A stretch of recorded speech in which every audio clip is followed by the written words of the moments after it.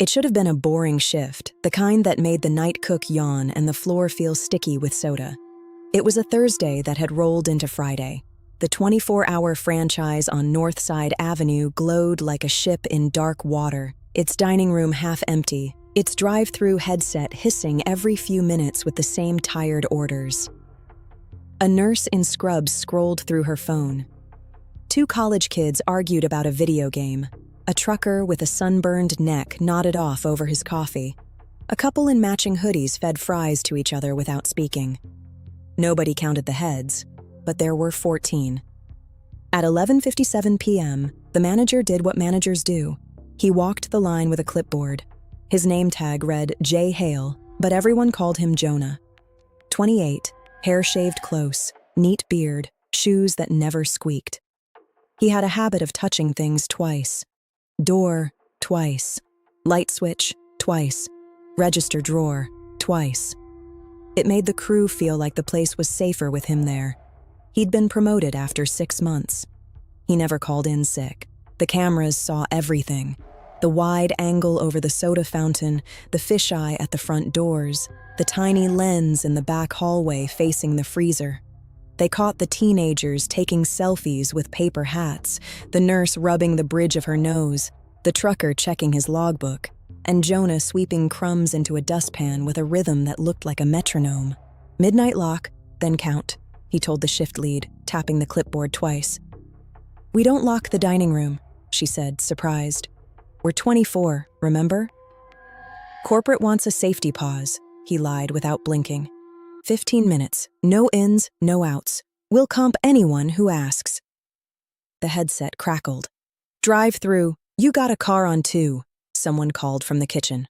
"On it," he said. He always was. At 12:42 a.m., the doors clicked. A hand slid the thumb turn on the inside bolt, then checked it twice. The camera over the entrance caught the movement. Jonah's knuckles, the edge of his watch, the tiny glint of metal. The open sign kept glowing, but the handle wouldn't move anymore. Nobody noticed at first. The nights are made of small sounds, the fryers hissing, the ice dropping in the bin, the printer spitting out sticky tickets in short bursts. The nurse sipped her coffee. The college kids laughed too loud. The couple leaned their heads together and read something on the guy's screen. Two teenagers in uniforms mopped a shining path that looped back to itself. At 12:01:15, the drive-through window rolled down. "Sorry, folks," Jonah told a car with bass that shook the napkin dispenser. "System update. 5 minutes. Pull forward and we'll bring it out." His voice was warm, unbothered. He wore calm like a second uniform. At 12:02:30, the first person noticed the door. A delivery driver, helmet tucked under his arm, bag hanging off one shoulder, pushed the bar to slip back to his car. It didn't give. He tried again. He smiled, shrugged, turned to the counter. "Hey, door's jammed." The shift lead wiped her hands. "1 second." She tried the bar herself. It held. She frowned. Weird. She waved at the manager. "Jonah?" "In a sec," he said, without looking up. At 12:03:12, a child's voice from the booth by the window asked, "Mom, why is the door locked?" No one answered her.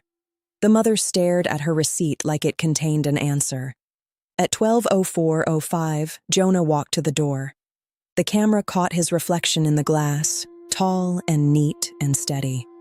He pressed the bar once with the back of his hand, then again. "There it is," he said lightly, like a teacher pointing out a problem on a whiteboard. "It sticks. Safety latch. Back in a minute."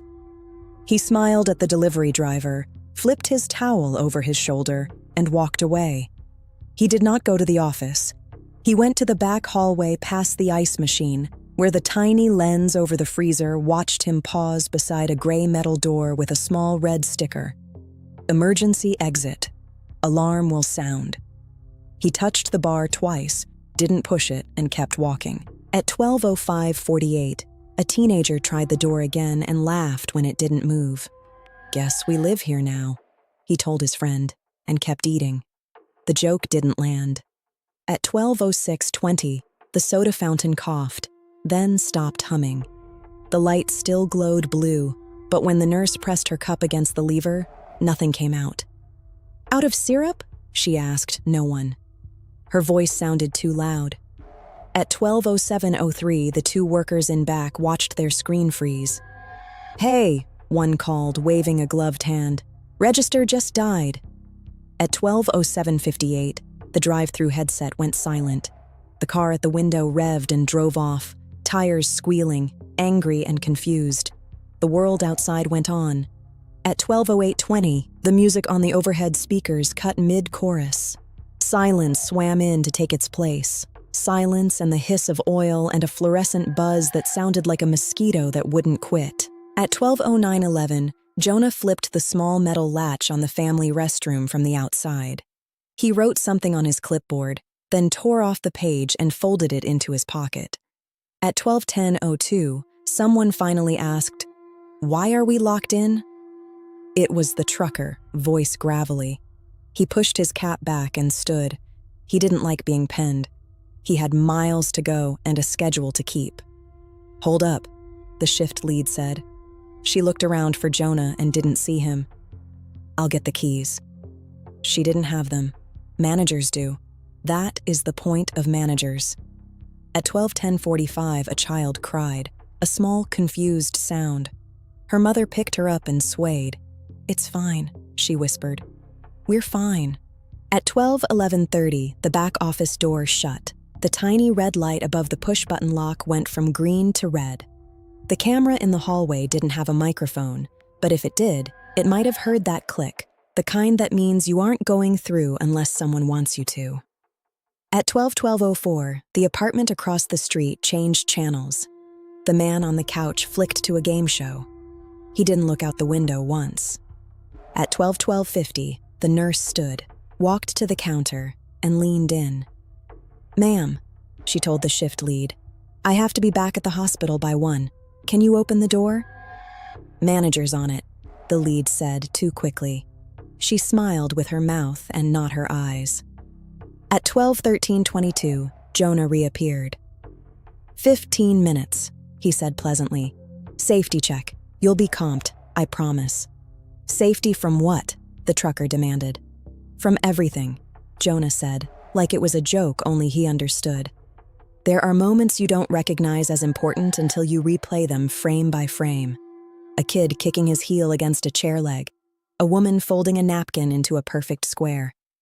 A manager sliding his hand along the back of the booth as he walks, counting maybe, with the faintest movement of his fingers. 4 booths, 6 tables, 1 high chair, 14 customers. He didn't look at the camera, not once. He didn't need to. He had mapped the room in his head long before he locked the door. At 12:14:57, the lights flickered. Just once, a blink. Like a wink meant for God. The fryers kept their low, relentless hiss. The kitchen clock ticked and ticked and ticked. At 12:15:10, the shift lead turned to him. "Jonah, seriously."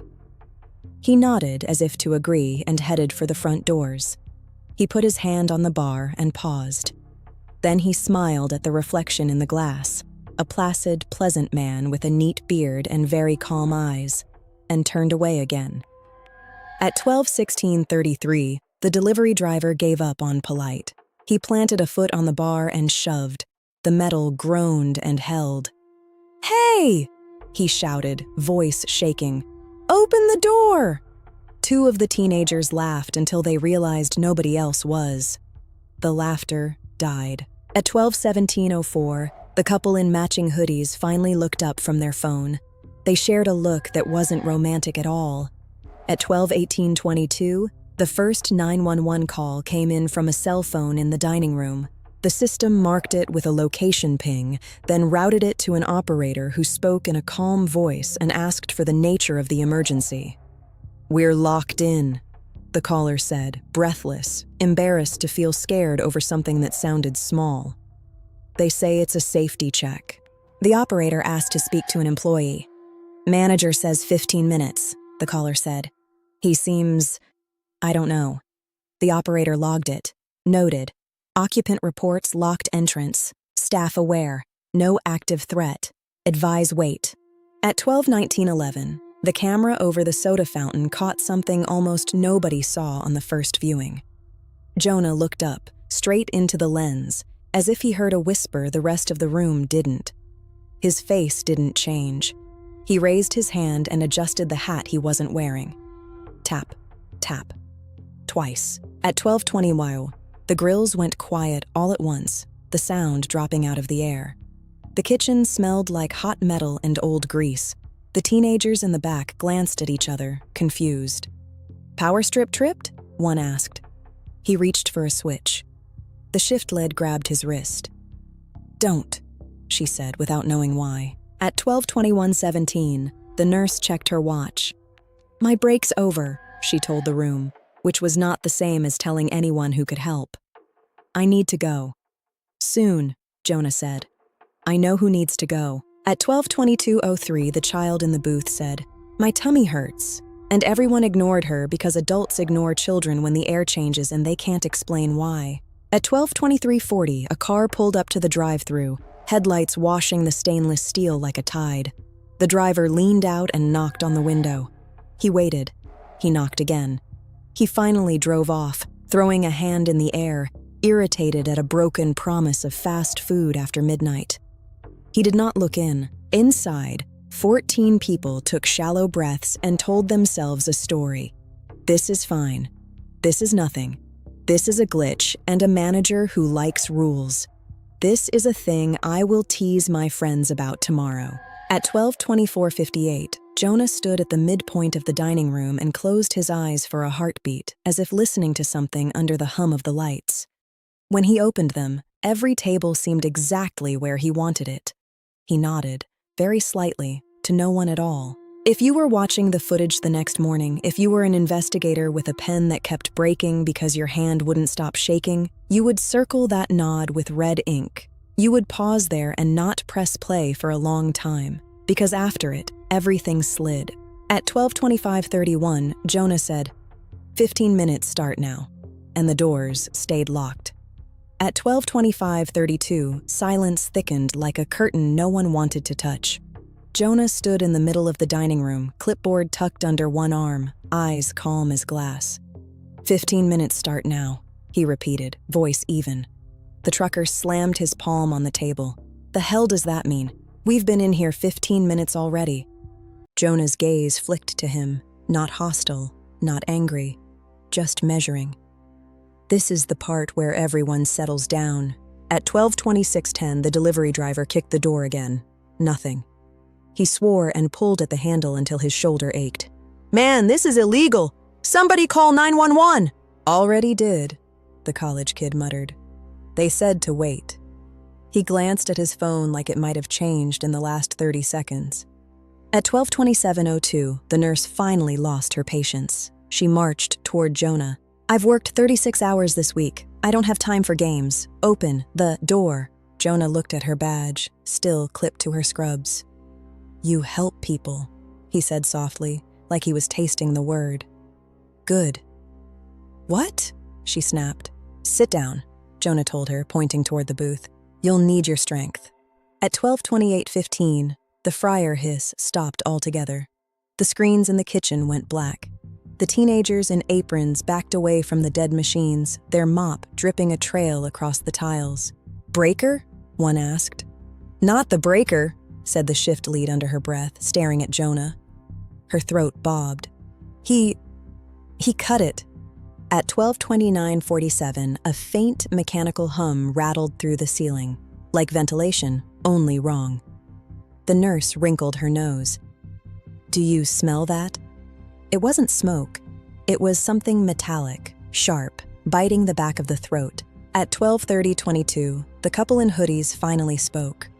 The girl leaned close to her boyfriend and whispered, He planned this. Jonah's head turned. Yes, he said clearly, without shame. I did. At 12:31:05, panic hit like a wave. The trucker shoved over his chair. The delivery driver hammered on the glass until his fists bled. The nurse grabbed her phone and screamed into it. We're trapped. He won't let us out. The little girl started crying louder. her voice bouncing off the tiled walls. At 12:32:14, Jonah snapped his fingers once. The sound was sharp, dry, final. Everyone froze the way you freeze when lightning hits too close. "Listen," he said. "I told you. Safety check. The world out there isn't safe. The doors are locked, so nothing gets in. Nothing gets out. 14 people right here, right now. That's all we need." His eyes moved across the room, landing on each face one by one, as if memorizing them. The nurse, the trucker, the couple, the delivery driver, the teenagers, the child, the mother, the students. At 12:33, the soda machine flickered, then poured itself, dark syrup spilling without a cup to catch it. Nobody moved to stop it. The sound filled the silence like a clock ticking. At 12:34:21, the first phone died. A flat beep, black screen. The college kid swore. "No way." Battery was at 70. He held up the dead device, shaking. At 12:35:10, the mother whispered, "Please, just let us go. We won't tell anyone." Jonah smiled faintly. "You already told. Cameras don't lie." He pointed to the ceiling, where the red lights on every lens still blinked. At 12:36:40, someone outside finally noticed.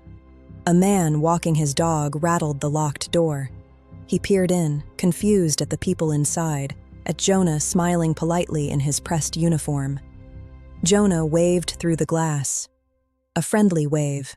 The man waved back, shrugged, and kept walking. Inside, 14 customers stared at the door that should have saved them. At 12:37:55, Jonah set the clipboard on the counter, smoothed his uniform, and spoke again. "Midnight to 1, that's all. Just 1 hour, 14 souls. Nothing wasted, nothing lost. You'll see." He walked back toward the office, not hurried, not afraid, as if the game had only just begun. At 12:38:22, the nurse whispered to herself, "We're not customers anymore. We're prisoners." And the clock ticked on. At 12:40, the shift clock ticked past the half-hour mark, and the dining room had transformed. No more chatter, no more half-hearted jokes. 14 people sat stiff, wide-eyed, glancing at the locked doors every few seconds like they might magically open if stared at long enough. Jonah reappeared from the office carrying a small black case. He set it gently on the counter, flipped the clasps, and opened it. Inside, neat rows of syringes gleamed under the fluorescent lights. Gasps broke the silence. The nurse stood up so fast her chair clattered to the floor. "What is that?" "What is?" Jonah's voice was steady, almost kind. "Precautions. You'll all get one. It'll help you sleep." "No," the trucker growled, fists balled. "Not a chance in hell." Jonah looked at him for a long moment, then smiled faintly. "Good. Strong ones always go first." At 12:41:22, the trucker lunged. He charged across the floor, a wall of muscle and anger, aiming to smash Jonah into the counter. But Jonah didn't flinch. He slid one hand under the register and pulled out a baton, metal, telescoping, polished from use. One sharp crack against the trucker's knee, and the big man howled, collapsing sideways into a booth. Everyone screamed. The little girl buried her face in her mother's chest. The teenagers in uniforms backed into the kitchen, clutching each other. Jonah spoke over the noise, voice calm as ever. "Sit down, nobody else gets hurt." At 12:42:15, the delivery driver bolted for the emergency exit. He slammed the bar with both hands. Nothing. The alarm didn't even chirp. Jonah watched him with cold amusement. "Disabled hours ago," he said. The driver pounded until his palms bled. Then he slid to the floor, panting, whispering, "This can't be real. This can't be real." At 12:43:40, the nurse edged forward. "Please," she said, her voice cracking. "I'm a nurse. I'll help. Just don't hurt anyone else." Jonah's eyes softened. "Good. Helpers are always needed." He picked up a syringe, held it toward her. "You first." Her hands shook. She looked back at the others, the students, the mother, the child, and for a second, she almost reached for it. Then she snatched her hand back like it was fire. "No, I won't." Jonah didn't get angry. He only sighed, as if disappointed in a student who failed a simple test. Then someone else will volunteer. At 12:44:30, the couple in hoodies whispered furiously to each other. The boy stood up, trying to sound braver than he felt. "You can't keep us here. People will come. Cameras are recording everything." Jonah nodded. "Yes, they are." He pointed up at the red lights on the ceiling. "But who do you think reviews those tapes? Who do you think deletes the right ones, saves the others? People trust cameras because they don't think about who holds the keys." The boy faltered, sat back down. At 12:45:11, the soda machine hissed again. Dark syrup trickled out, even though no one touched it. It puddled across the floor in slow, sticky streams. At 12:46, the shift lead finally broke. Her face pale, hands trembling, she whispered, "He's done this before." Heads whipped toward her. "What do you mean?" the nurse demanded. The shift lead's voice shook. "Last year, another store. They said it was a gas leak. 22 people dead. He was the night manager then, too. They moved him here, promoted him, said he handled the crisis well." Every stomach in the room dropped. At 12:47:35, Jonah smiled faintly, not denying it. "Mistakes were made, but this time I'll get it right." The room erupted in panic. The nurse shouted. The delivery driver sobbed. The mother clutched her child tighter. Everyone knew, in that single breathless instant, this wasn't an accident. This wasn't a glitch. They weren't waiting for release. They were waiting for something worse. 1:58 a.m. The restaurant was silent, except for the low hum of the soda machine and the faint buzz of fluorescent lights overhead. 14 had become 11. The trucker lay groaning in a corner, his leg bent wrong. The delivery driver was gone, dragged into the office by Jonah, the door shutting behind them with a final, echoing click. No one spoke. At 2:00 a.m., sharp, Jonah stepped out again. His white McDonald's polo was smeared with something dark. His hands were clean. His eyes were calm. "Almost done," he said softly. "Just one more hour." The words hit harder than any weapon. One more hour, for what? 2:02 a.m.